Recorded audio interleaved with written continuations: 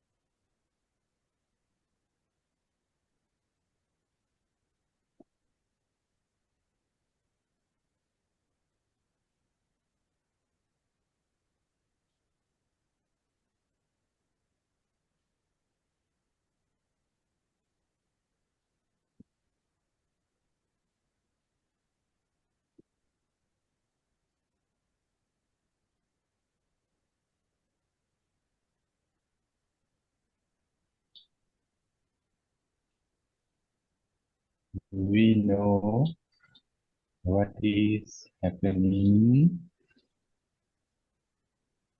in this moment,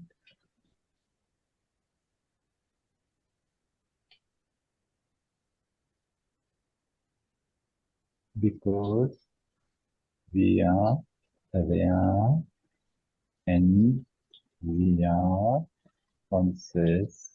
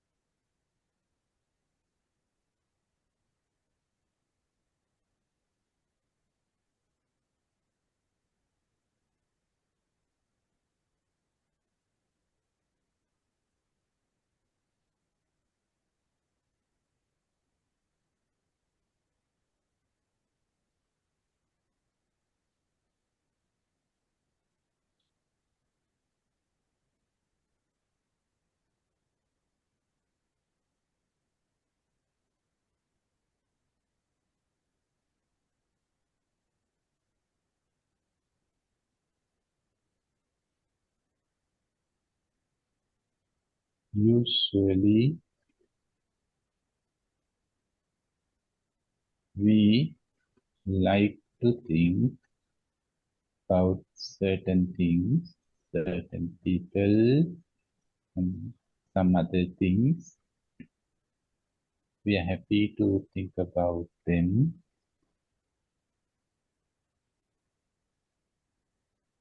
Also, there are things and people that we do not like to think about them.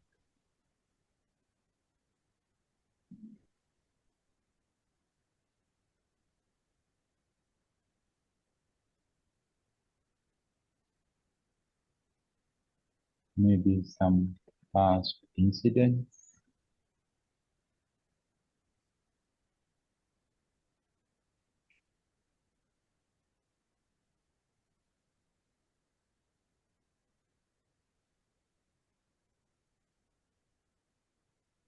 and let us try to not to think about them which we do not like to think. Let us make some effort. With some effort, we are not going to think about them, what we do not like to think. And only we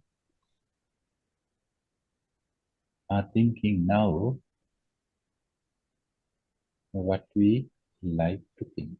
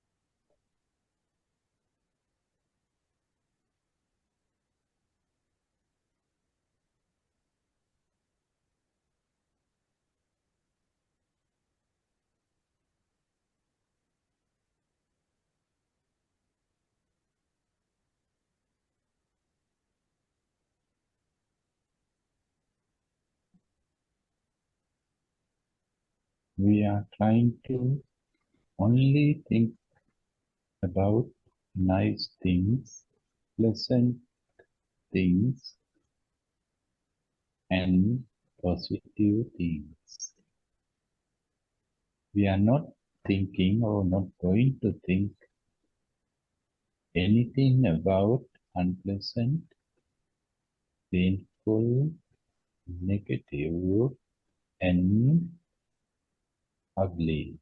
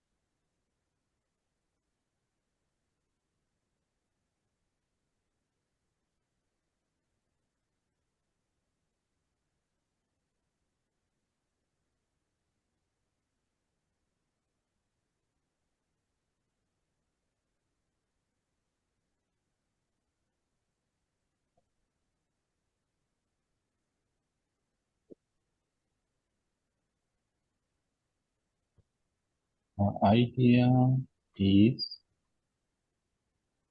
only to have nice thoughts, beautiful memories, and pleasant thoughts, and not to have any unpleasant and negative and painful thoughts.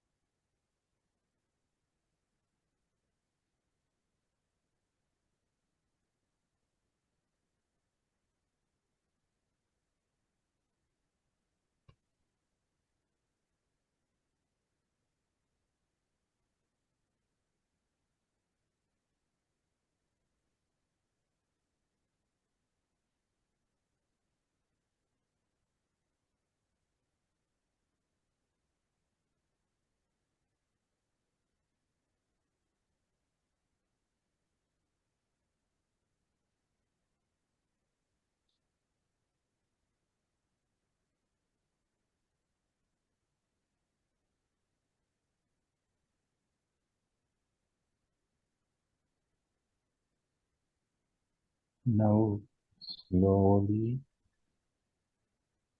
we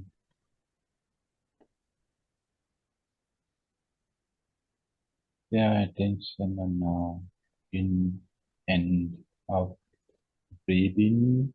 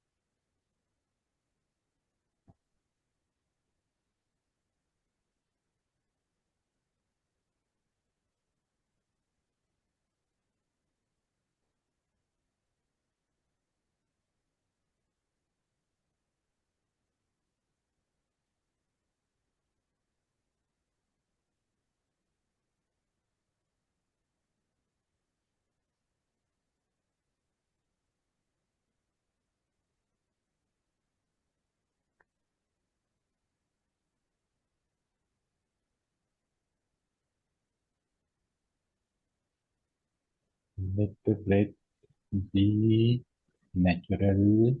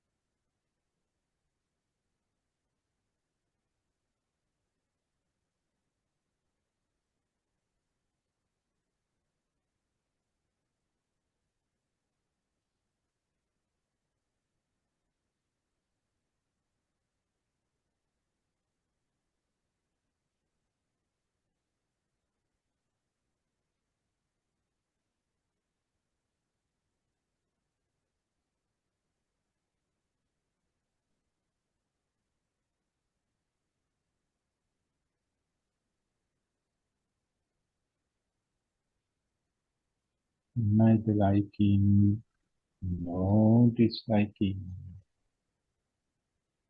just being aware.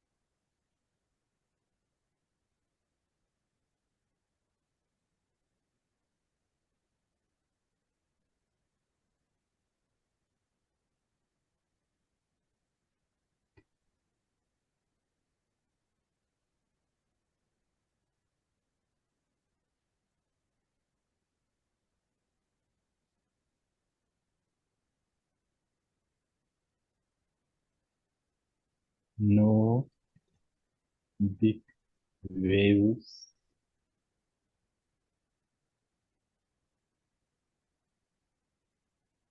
The breath is calm, the body is calming down, and the mind is settling down. No any storms.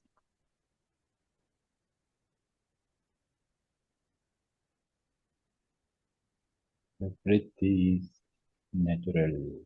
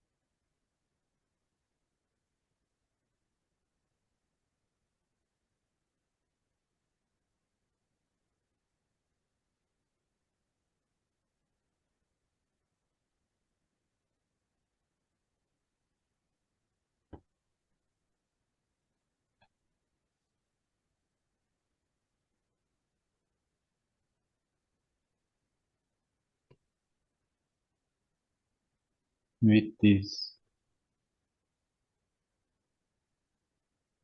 pleasant experience,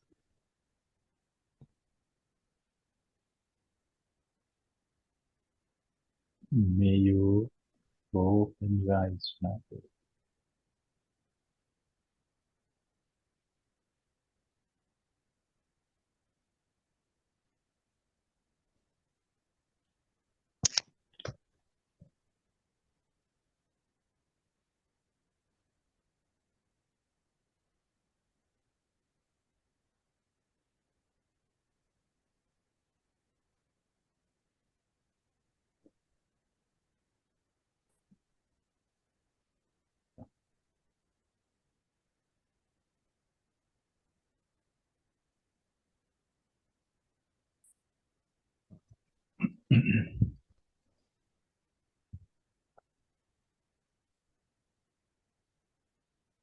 Dear friends,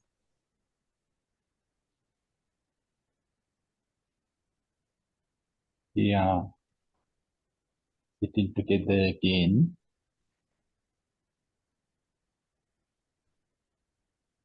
and we are meditating together. And time to time, we have this beautiful opportunity, and it is useful for everybody, including myself. We all need some kind of spiritual society, culture, some supporting or supportive environment, physical, mental, and emotional. And these Nilambe friends are giving us that beautiful vibration and space to all of us.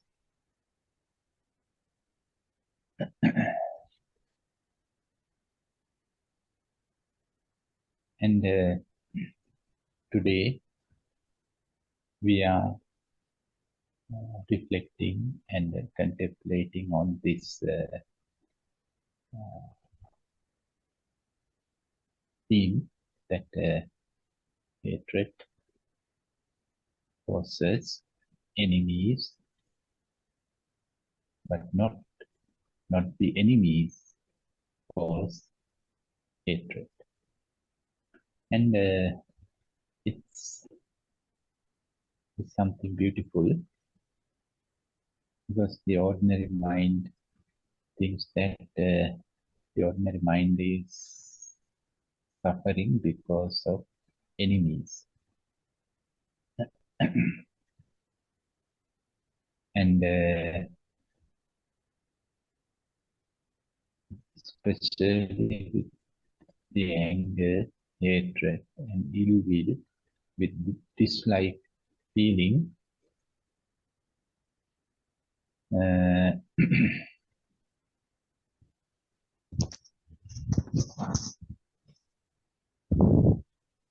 we suffer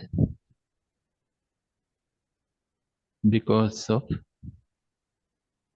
enemies. Because of them, we are angry. So it is very obvious thing that whenever we are angry, whenever we hate something, somebody, then some external influences are there, affection, some external stimulations are there. If no any external incidents, then no anger, no hatred, no ill will, no dislike feeling. Before to have any hatred feeling or anger, we need some external happenings, incidents. And that incident or that happening, that external activity, experience should or must give us some unpleasant experience, not pleasant, unpleasant experience.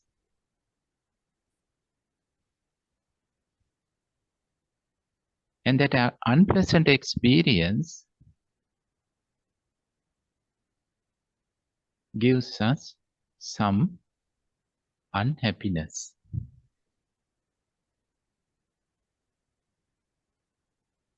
And it goes like that. And because of the unhappiness, we start to dislike it.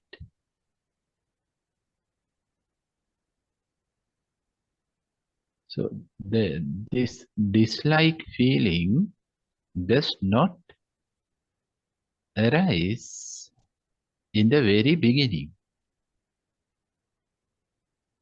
It comes after a while, after a couple of steps, not the first steps.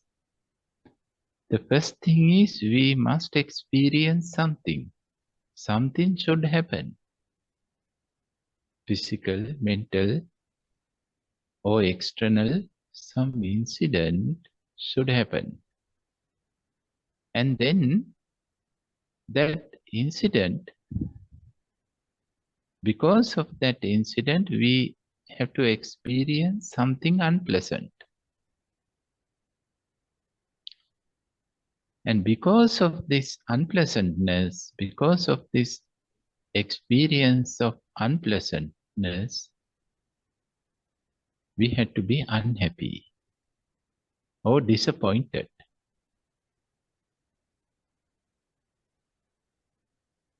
And after being disappointed or after being unhappy, then we start to dislike it, whatever. The experience, we start to dislike that unpleasant experience.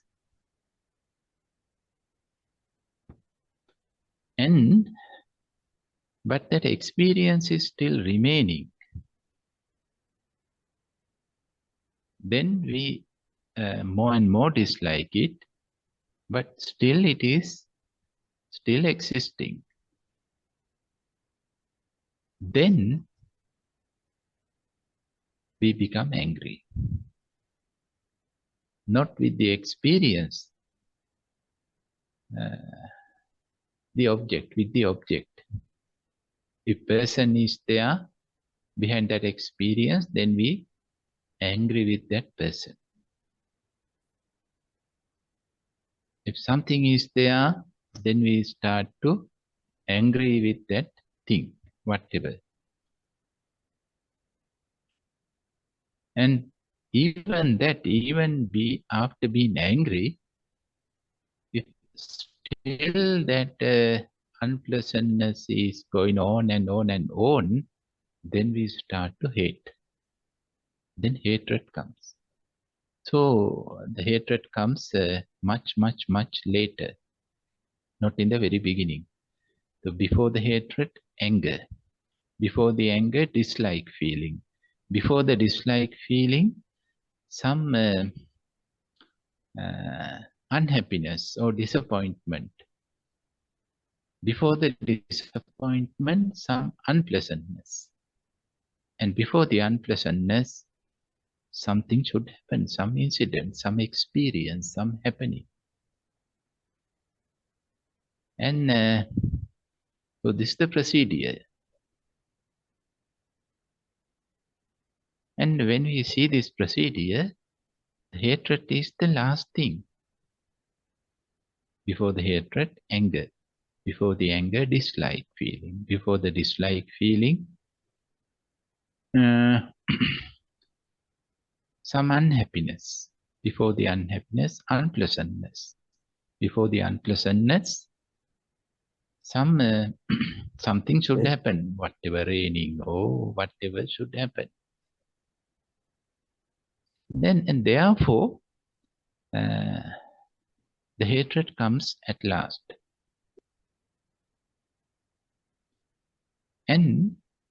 But this doesn't take much time. It doesn't take weeks or months or years. No. Within 1 second, all these steps can complete. Can be completed.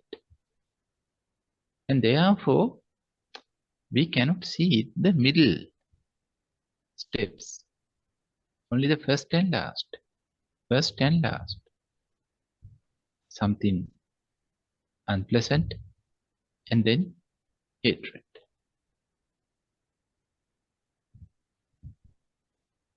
And that's why we say that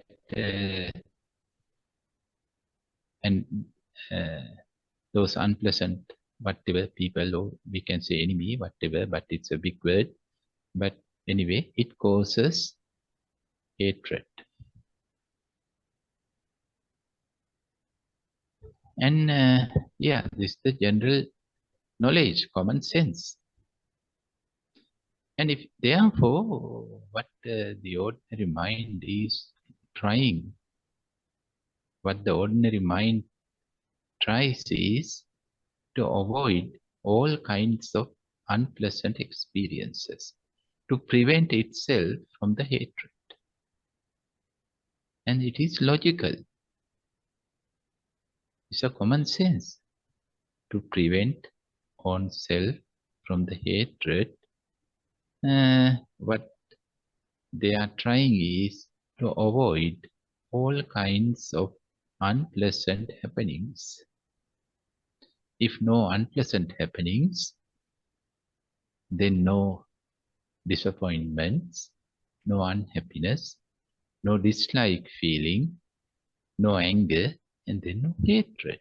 That's very logical and very theoretical. And my dear friends, we all are doing in our life this thing. This is the thing what we are always doing in our life. We try to avoid all kinds of unpleasant happenings. We are trying to go away from unpleasantness. We are not going towards the unpleasantness. Nobody is going towards the unpleasantness. Going away. We turn back. We make a U-turn. And so logically we can solve this problem by ignoring and avoiding all kinds of unpleasant happenings. We can be peaceful. We can be friendly. No hatred. So philosophically and theoretically, that possibility is there, even though that possibility is there, but practically no one can do it completely. No one can avoid all kinds of unpleasant happenings in the world, in the life. Maybe 1, 2, 3, 4, but not the 5th one, not the 6th one, not the 7th. So theoretically, even though theoretically it is it's a very profounding theory that just avoid all kinds of unpleasant happening. Then you are free from hatred. That's true, but not practical.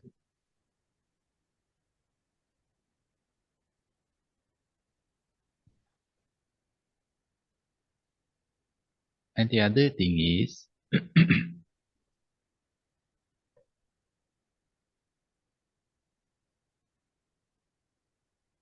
this unpleasant, something is unpleasant or something is pleasant. Who is deciding it? Who decides what is pleasant and what is unpleasant? We think we decide. I like this, I don't like this. This is very nice to me and this is very dear to me and this is very ugly to us. So we think that we are deciding or we are making ideas what is pleasant and what is unpleasant. And if something is pleasant, we like it. If something is unpleasant, we don't like it. And when we go deeper into this analysis, only then we can realize this, that actually we are not deciding what is pleasant and what is unpleasant. Something else is categorizing what is good and what is bad.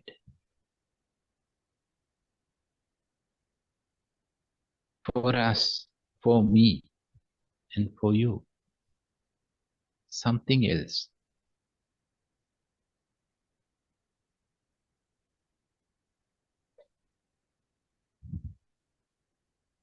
And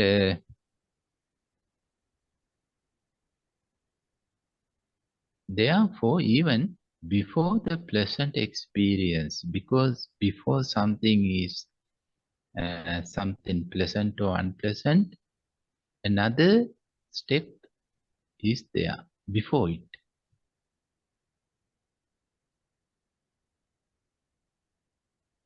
That's the most important part, most important item of this process. All the others are secondary. What we already discovered, that unpleasantness, disliking, unhappiness, all are secondary. The very first step is we expect something. An expectation is there before we experience anything. That's the interesting thing. We think suddenly something happened, or we didn't expect. Unexpected happenings. And most of happenings in our life are unexpected happenings. And again, the surface level, that is true. But when we go to the deepest level, no, there is an expectation. Before we experience whatever, an expectation is there. And that expectation is made by what? Who made it? Who makes that expectation? Not us, not you, not me. The unconscious mind. It is, we are not conscious on that. Therefore, it is unconscious expectation. Unconscious means we are not aware, we don't know that in this moment, we don't know what we expect. If we ask this question, what is your expectation now? We say, no, no expectation. Because we think, yeah, there is no expectation. That's true, because we identify always ourselves with the conscious mind. So no expectations in the conscious mind. The conscious mind is open. Maybe it might be empty. But the other layer of the consciousness, we can say unconsciousness or unconsciously, we always expect something. We are always living with some expectations. Every single moment. It is impossible to find out any single moment which is free from expectations. That's something beautiful.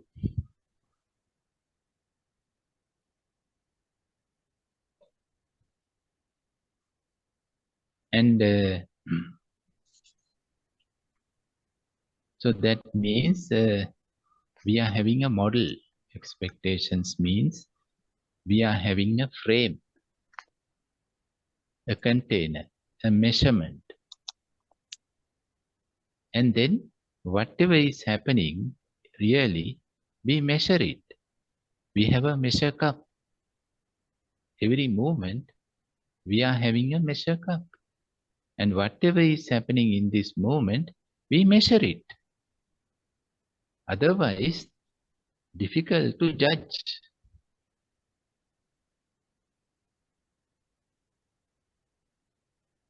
And after measuring, we say, this is pleasant and that is unpleasant.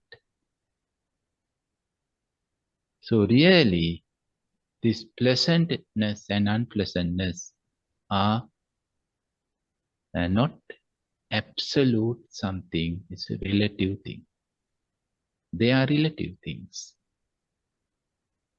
And they are depending on our measurements, depending on our expectations.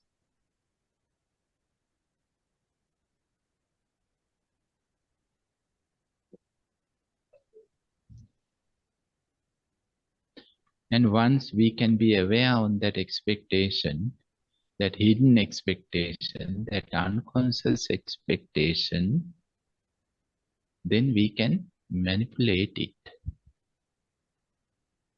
We can change it.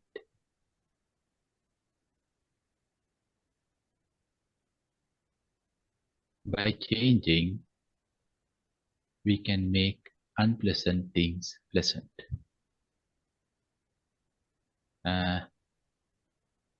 Then the entire procedure is different. The entire chain, we can change the entire rest of the entire chain just by changing the first link of the chain. Either we can have an opposite expectation, or just by letting go of the current expectation. So we have two choices. First thing is we can just let go of whatever expectation is there. Or we can just replace a different expectation, something realistic, something reasonable. So we don't have to change anything in the external world. Just by changing our expectations, we can change the entire chain, entire mechanism, and the outcome as well. So this is very possible.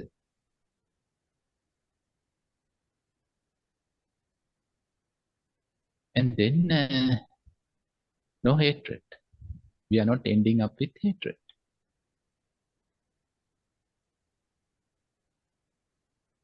And no place for the hatred.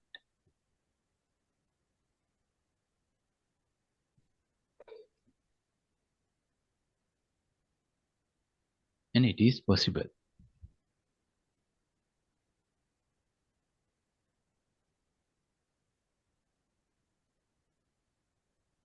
And the Dhamma says this is the highest level of meditating on our sensual experiences. The highest level of, the greatest way to meditate on our sensual experiences is changing this, the very first link of the chain.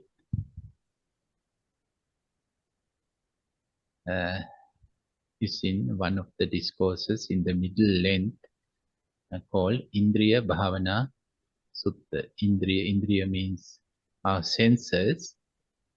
So the meditate on our senses. And all of us know this, that once one of the young disciples of another teacher, this young person met the Buddha on the way. And then he said that my teacher, our teacher, is always also teaching us to meditate on our senses. Not only you, dear Buddha, not only you, even my teacher is also guiding us to meditate on our senses.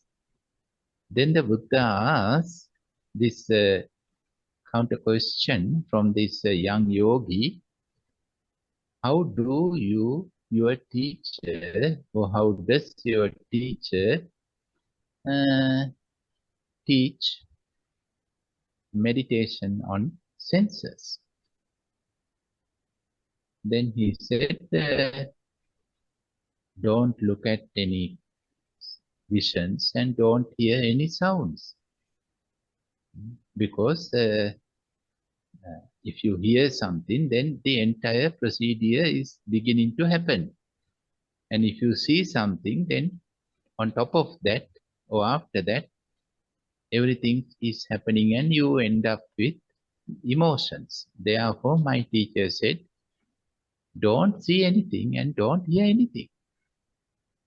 And this is the way how my teacher teaches us to meditate on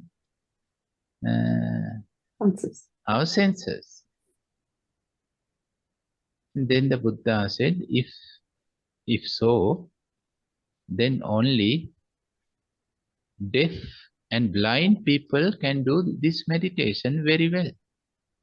Not ordinary people, not normal people, only deaf and blind people can do your meditation. And then he stops to continue his dialogue anyway, and then the Buddha look at the Venerable Ananda, the Bhikkhu Ananda, and said, in our tradition, it's different. In our tradition, it is different to meditate on our senses. And how? Then Bhikkhu Ananda asks, how? And the Buddha explains. And finally, the Buddha says, the greatest way to meditate on senses is changing the perception. So before experience something, we can change. Then the entire experience is changing. We can make pleasant things unpleasant and unpleasant things pleasant.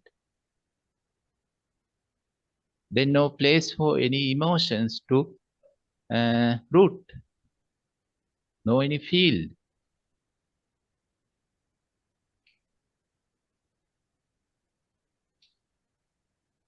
So this is the second thing. The next one is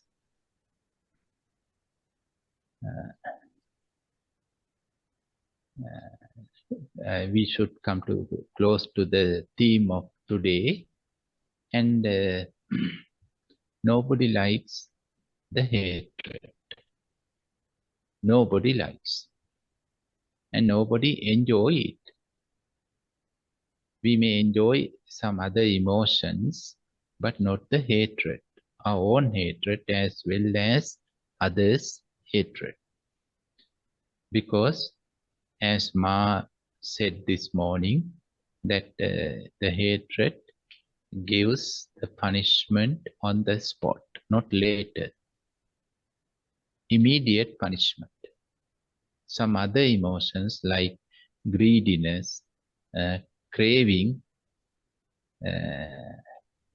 also are punishing us, but those punishments are coming later, much, much later. But the hatred is punishing us on the spot, at the moment. Therefore, we all are experiencing the suffering of hatred. So, therefore, no one says, it is so nice, so pleasurable, I enjoy my hatred. It is healing us, the body is so happy. No, nobody says that. No one can say this. Maybe it's difficult to get rid of the hatred, but we are suffering because of the hatred.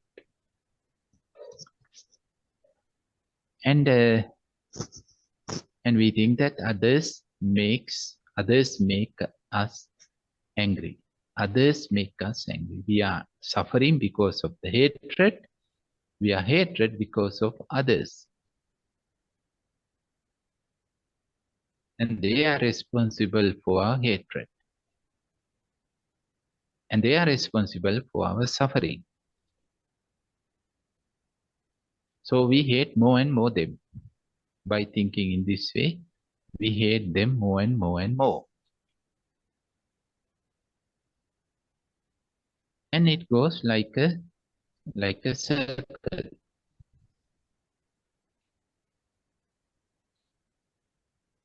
like a wheel. You cannot say what comes first. If something becomes a wheel, then no beginning, no end. No one can say this is the beginning and that is the end. Each place of the wheel could be a beginning as well as the end. Therefore, when we are in the wheel of this process, then of course, hatred causes enemies and enemies cause hatred. It goes like that again and again and again.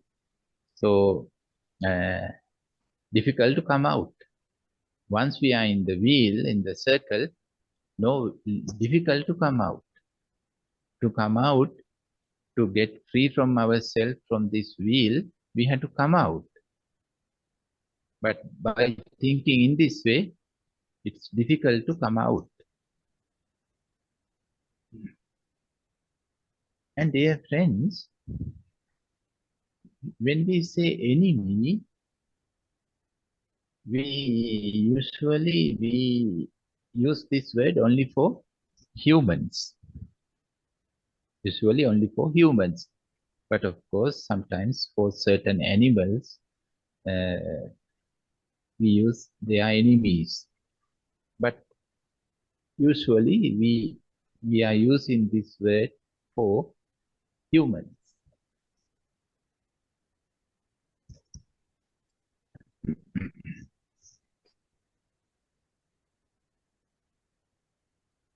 But dear friends, there are some other enemies, not only humans and animals. We hate certain environmental conditions. We hate certain jobs, some works, and we hate, of course, some people. We hate some places. We don't like some places. We hate. And we hate some food. We don't like to eat something. We hate. And also we hate some of our past memories. So there are many enemies, not only humans, not only neighbors, not only colleagues, not only some family members, not only ex-partners. Some inhuman enemies are there, more than humans. There are 5 or 6. We hate certain food. We hate certain environmental conditions. We hate some places, some spaces, and we hate certain jobs. We hate some people, and we hate our certain own memories. We hate. Memories mean our own past.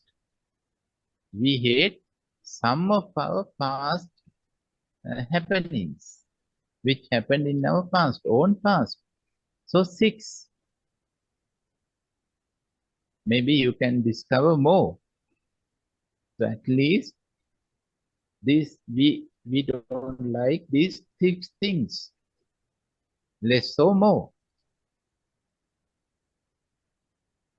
And the interesting thing is, therefore we are suffering.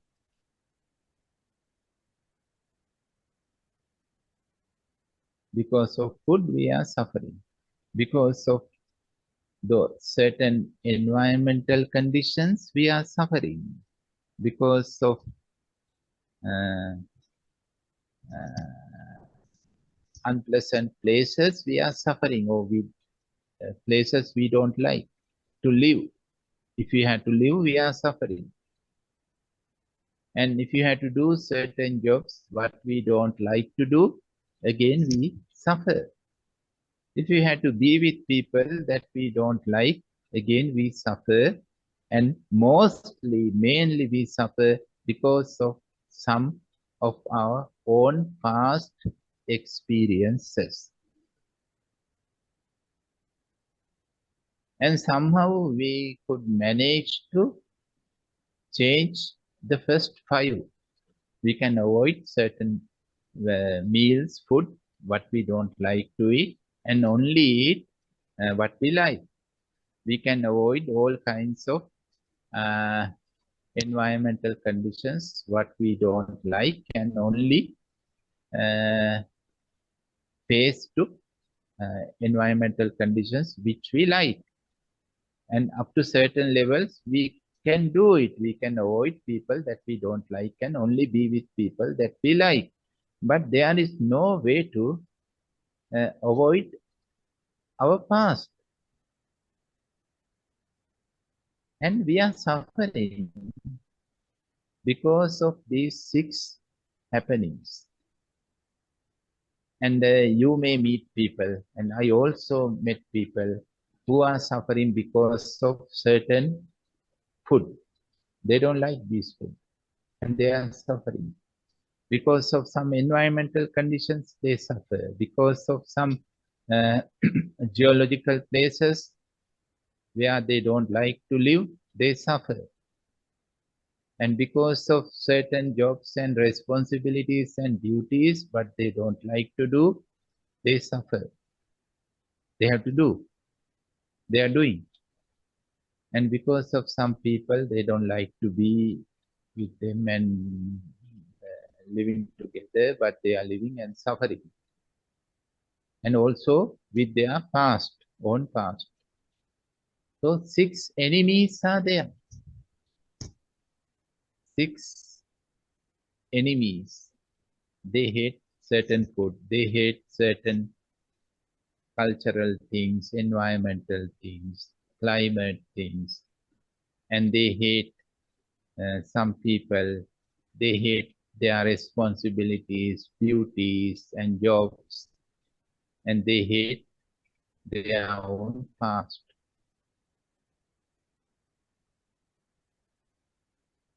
And but they have to live. Therefore, they are living with enemies. They are living with enemies. And we know how terrible that life is if we have to live with enemies. What a hell.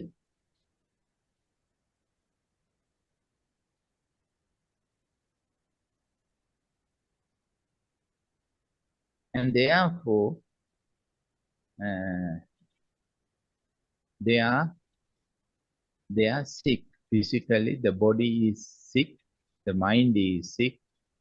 So they are sick, physically and mentally sick. So hatred makes the body sick, and the hatred makes the mind sick.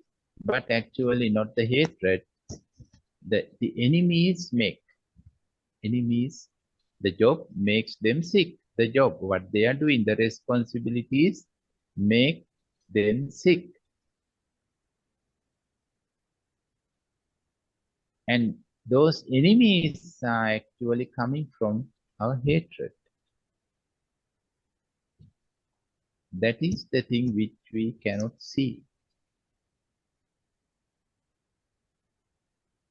First something unpleasant is happening. First, some unpleasant things may happen in the very beginning. But we always expect only pleasant things. So there is a hidden expectation, that unconscious expectation is there. We are not aware. It's difficult to be aware on that expectation. That expectation is expecting only nice and pleasant things, only positive things. That expectation is not giving any room or space for anything unpleasant, anything which is not beautiful, no room. That expectation is only making a space and room for whatever is happening pleasant.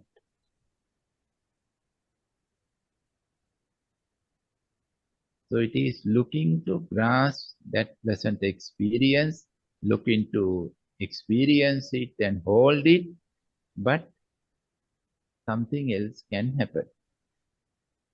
To measure that the measurement cup, the measuring cup is saying, this is not nice, not pleasant. So then it is unpleasant. And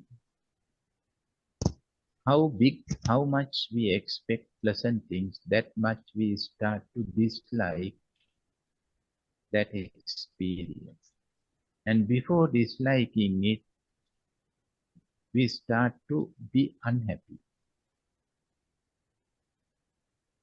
And that is the interesting thing, because that expectation made by the unconscious mind or the ignorance, because of what? To get some happiness. To get some happiness. So there is an eternal expectation. We can say eternal. Eternal means not one expectation is existing always. No. New expectation, another. But the same. The content is same. Always expecting happiness. Always expecting pleasantness. And some experiences can fulfill that desire, but not always.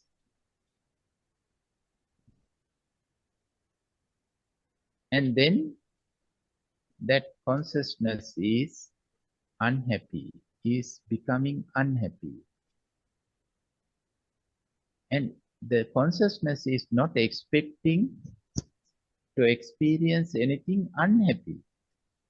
And it is not prepared, not ready to experience something unhappy. It cannot understand, it cannot bear, it cannot tolerate. So it is crying. And even that crying we cannot observe, it's difficult to observe, difficult to see it. It's a hidden process, and it is crying, and it is rejecting.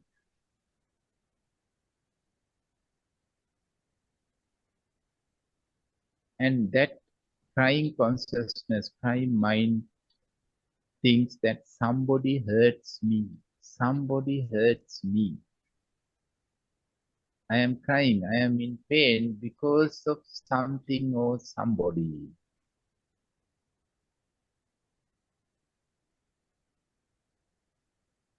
And that's why we hate that something or somebody. We start to hate. So before having this hatred, we are crying. Really, we are crying. Crying means we are suffering. Something unexpected. Unexpected something happens. That's why we are crying. And this crying mind is disliking and being angry and being hatred. So, dear friends, we should have a very sharp awareness or sharp mindfulness to deal with all those past and subtle and hidden psychological uh, steps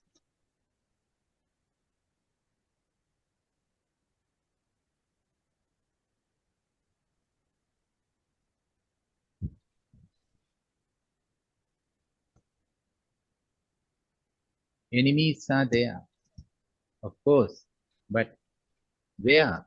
In our own consciousness, in our own mind. All the enemies are living inside of us. There are no enemies outside world. No enemies. Only people are there. Only animals are there. Only incidents are happening. But no enemies. All the enemies who are disturbing us, distracting us, who are punishing us, and who are killing us. All those enemies are living inside of us. And the hatred is one of the enemies. The hatred is one of the enemies. And it sometimes it works as the hatred, and sometimes it works as an enemy. So it has two functions. That's why it's difficult to understand. Anyhow, on one hand, it's an enemy, and on the other hand, it's the cause of enemy. And the hatred is not the fundamental cause. If one can come to this level, yes, hatred causes enemies, and enemies cause all the other difficulties in our life. That's true. So we are suffering because of enemies, and we are having enemies because of the hatred. So one can realize this. And then what happens is, if we stop our investigation at this point, then what can happen is we start to hate the hatred. We start to hate the hatred. And that is the worst thing. Really, that is the worst thing. Very difficult to come out if we start to hate the hatred. The hatred is also innocent because it is happening because of something else. The hatred is not the origin of our suffering or enemies. The origin is that something or somebody is expecting only the happiness from all experiences.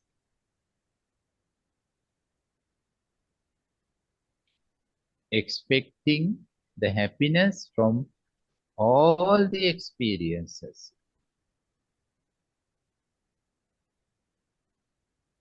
And who is expecting that? And that is called desire. Desire. The desire is expecting the happiness or joy or pleasantness from whatever the mind experiences. The mind is experiencing different things with ears, with eyes, with the body. The mind is experiencing. So whatever the life is experiencing, the desire is expecting only the happiness. And why the desire is expecting only the happiness from everything?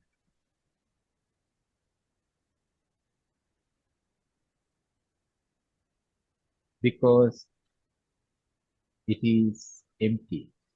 The desire is empty. Empty of happiness. No happiness. The desire doesn't know anything about the happiness. It is empty of the happiness. But The interesting thing is the desire is speaking about the happiness. Always the desire is speaking about the happiness. I want this happiness, that happiness, or that is really happy things. Always we speak with the desire about the happiness. But the desire itself doesn't know anything about the happiness, and no desire is experiencing the happiness really. It is missing the happiness.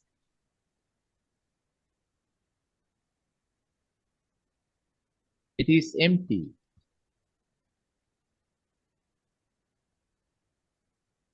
The desire is empty of the happiness. That's why it is begging the happiness from all kinds of sensual experiences. And the desire says, please make me happy. Please make me happy. Please give me some amount of happiness. It is begging from each sound what we hear. It is begging for the happiness from each visual experience what we see. The desire is begging for the happiness from each physical experience, whatever we experience. It is begging. The desire is a beggar. And the desire makes us beggars. It's poor. No desire can make anyone rich. The desire itself is poor, and it makes everybody internally poor, not externally. Externally, maybe it makes you rich, but internally, it makes us poor. And how much we are becoming poor, that much we are begging.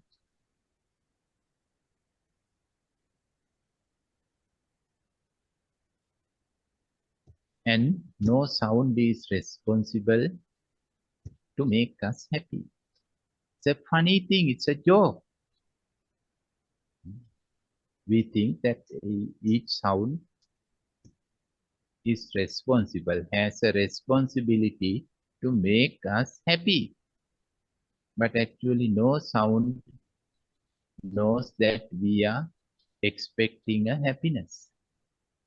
And no visual experience knows that we are begging the happiness from it. No any other experiences know about this. And really, in the reality, no sensual experience is responsible for whatever we experience. And no sensual experience has responsibility to make us happy. It's an illusion. That's why Dhamma says that the desire is going with the ignorance. Avijja, it goes with the ignorance.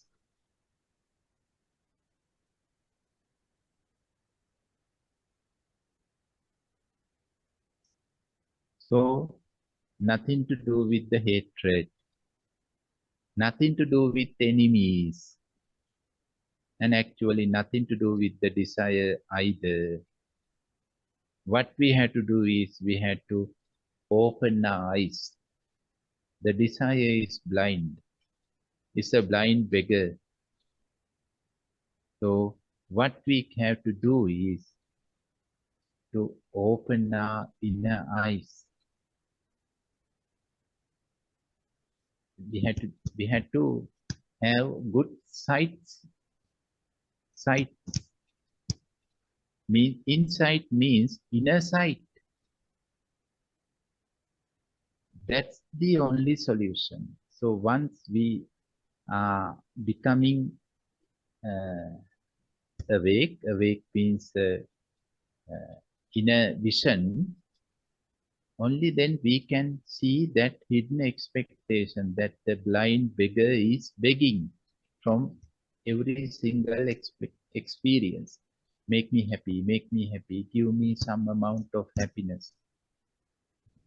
We can be aware. And after being aware, we can disidentify or not identify ourselves with that desire. So we are not expecting anything from whatever is going to happen now. We are fully open, but not expecting anything. If we do not expect anything, then whatever is happening is okay, and it is neither pleasant nor unpleasant. Neither pleasant nor unpleasant. If it is neither pleasant nor unpleasant, then we are free from disappointments. And if you are free from disappointments, then we are free from likes and dislikes. If we are free from likes and dislikes, then we are free from the anger. And if we are free from the anger, then we are free from the hatred. When we are free from hatred, then no enemies. Actually, who makes enemies? Not the hatred. Hatred makes enemies later, but that blind desire.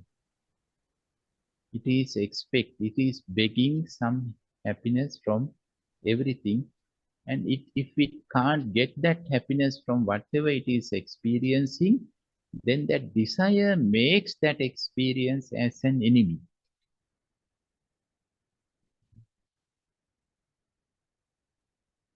And the interesting thing is, the desire makes enemies, and the desire says the hatred makes enemies. So you have to fight with the hatred. The desire says, not with me. I always try to make you happy. But because of the hatred, you are suffering now. Therefore, the hatred is your enemy. So hate the hatred. And we are always in this struggle. The desire puts us in this eternal fight. And we are fighting and fighting and fighting with the hatred, either hatred or enemies, external enemies or internal hatred. And the desire is laughing, and it is playing an innocent role in this movie. But actually, the main cause is the blind desire. The blind desire. We are blind to the desire. And therefore, it is making us beggars. We are begging. We are beggars because of the desire. And the desire is not satisfied. We cannot make desire satisfied by giving whatever amount.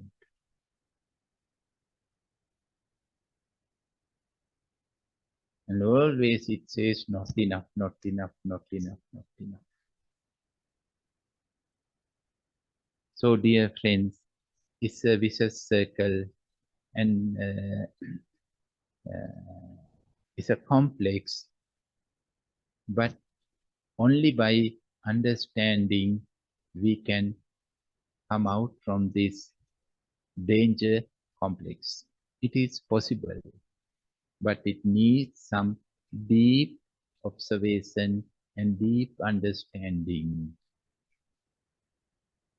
The hatred creates enemies, that's true. And we hate the hatred, that is also true. We see hatred as an enemy, and that's also true. But who creates the hatred? The desire creates the hatred. And why we are following the desire?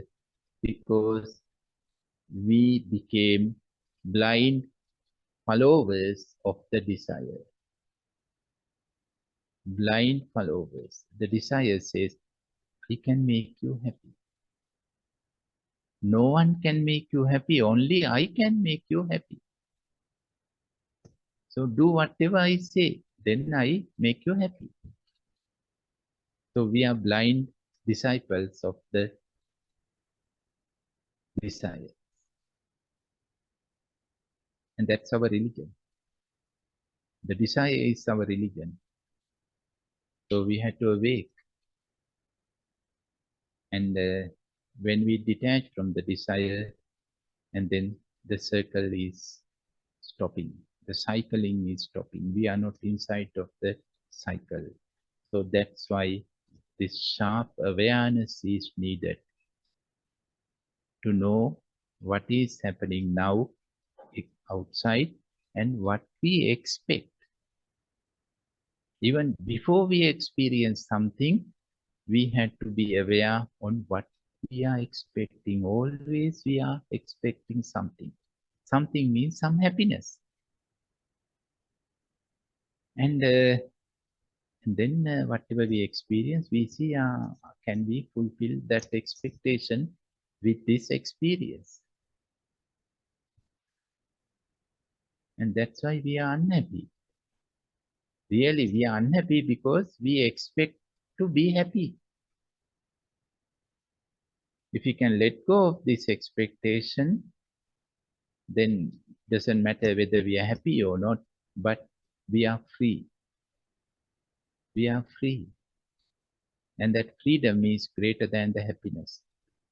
And the freedom gives us some joy. It's better than the happiness, better than the sensual pleasures.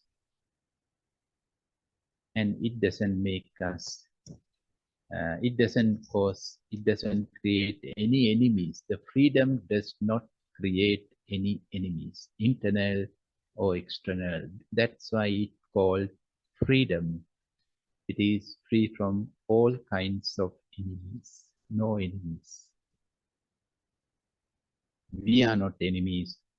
Others are not enemies. Only then we can be peaceful. So real peace comes from the freedom. Okay, thank you very much, dear friends. Thank you for your kind attention. Please do some reflection and try to meditate on this instead of saying how nice today talk. So better to do some inquiries, and then later we can have another meditation session. And also I'm happy to see Paul today. Paul, yeah, we missed you last time, and therefore we will have a very profounding Q&A session at the end of the day. With that intention, dear friends, please be aware, be mindful, be conscious. Thank you.